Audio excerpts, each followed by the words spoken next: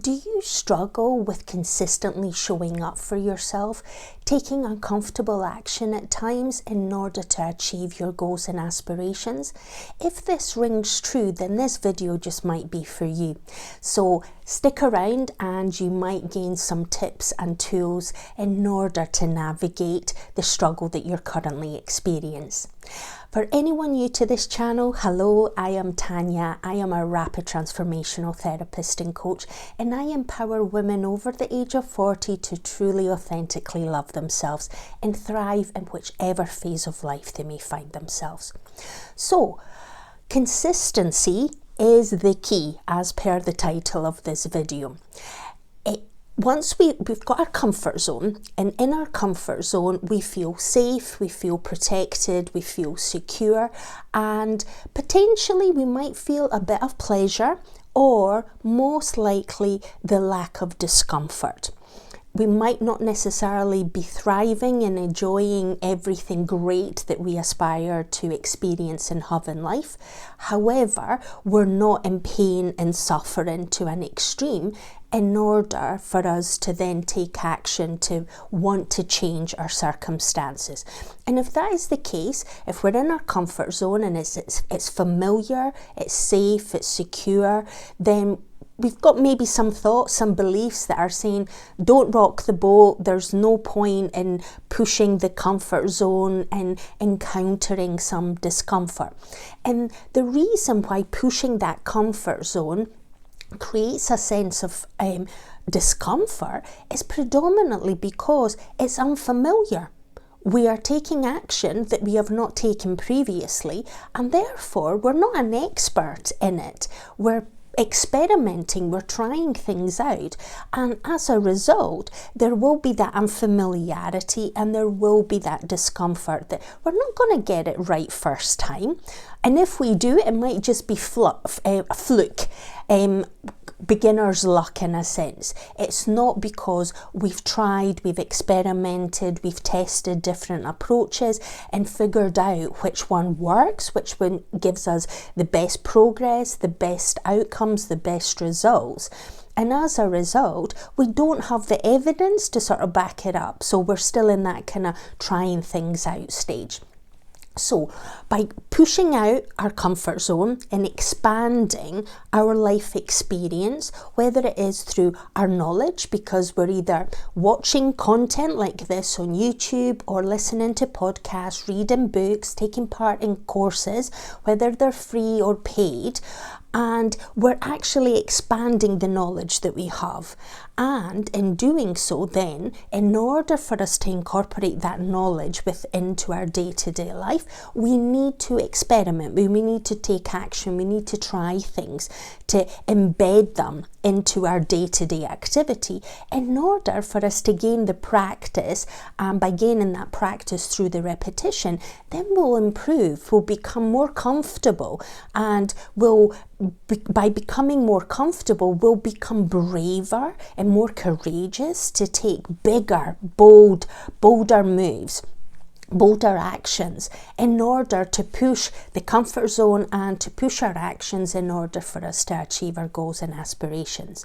And in pushing that comfort zone, by embracing the discomfort, by keep turning up and showing up for ourselves, we are building that grit, that resilience. We are building that bravery within ourselves where we're taking the action. Even if it doesn't feel comfortable, it doesn't feel familiar, it doesn't feel easy, but we're having to sort of like focus our attention, be present, plan, come up with a plan of action on how we're actually going to tackle the activities or the tasks that we need to perform. But in order for us to succeed, we need to learn, grow and expand our life experience, and also take action that's going to make us feel proud to celebrate the small incremental improvements that we're actually making, that we're actually showing up for ourselves and being authentic. And yeah, we're not going to be the best version of ourselves in iteration 1, but the more we keep practicing, the more we keep repeating, the more we take that uncomfortable action, then the easier it becomes, the more effortless it becomes. And then it starts shifting from conscious brain to automatic subconscious brain, and it goes into autopilot. But this is you taking intentional action to reshift and rewire the autopilot activities that you're actually performing in order for you to thrive in life, in order for you to achieve your goals and aspirations. It's not about just doing patterns of behavior that you've done previously and they've not maybe necessarily given you the results and outcomes that you were actually seeking. So James Clear in his book Atomic Habits talks about the kind of 4 stages that we go through in order for us to rewire a new habit. And if you do the inverse of them, then you can actually get rid of habits that no longer serve you or creating any benefit within your life. And the first one is about creating that cue, that trigger, and it's about making it obvious and taking away any friction from it. So if you want to start getting up earlier in the morning, don't go straight in and get up at 5 o'clock in the morning if you normally get up at 7. Get up 15 minutes earlier and progressively, incrementally make it longer and longer until eventually you do get up at 5 a.m. in the morning. So it's about making it obvious, making it easy for you to incorporate, and it doesn't become this massive kind of jolt to your existing routine and therefore creates resistance, and then you don't want to do it again. And the second one is about creating that desire, that craving, to make it attractive. Well, if you got up at 5 a.m. as opposed to 7 a.m. in the morning, what would you be able to do in those 2 hours that would set you up for success in the day ahead? Think of all the kind of whys, all the desires. Why is it so important for you to get that extra 2 hours added into your day? What is it going to make you feel about yourself? What is it going to give you in terms of results and outcomes and progress that you're actually going to make? Are you going to turn up and be more present in your interactions with other people? Are you going to plan and program your day ahead in order for you to get your ideal outcomes? And the fourth one is about the response, and this is you want to do practice, you want to repeat, but you want to make it easy. So going back to the example of wanting to wake up at 5 a.m, don't go from 7 a.m. to 5 a.m. straight away. You might be able to do that day 1, day 2, but the reality is come day 3, you might be starting to feel a wee bit tired, and maybe things haven't gone great in day 1, day 2, and as a result you start replaying that old story. This is too hard, I'm not going to do it. Make it easy. So do it in incremental steps, and this is where get up 15 minutes earlier the first day, maybe even the second day, and then by the third day maybe you're able to get up half an hour earlier, and you slowly start tagging in more and more of the activities that you want to do in order for you to be able to achieve the goal that you're actually aspiring to create, this new habit, but to make it sustainable. And the fourth element is about rewarding yourself, and this is about that gratification that you're actually seeking. So you've already got that strong desire of why you want to get up at 5 a.m. in the morning, and by taking the small incremental steps of increasing the kind of amount of time that you're waking up earlier each day, you're actually proving to yourself that you're showing up, that you're taking action. It might not be comfortable because it feels like you're actually getting up earlier and you're missing out on a bit of sleep, but then maybe you're able to start taking some other action. Maybe go to bed a wee bit earlier to compensate so you're not missing out on your sleep. You're just adjusting your kind of window of sleep versus awakeness.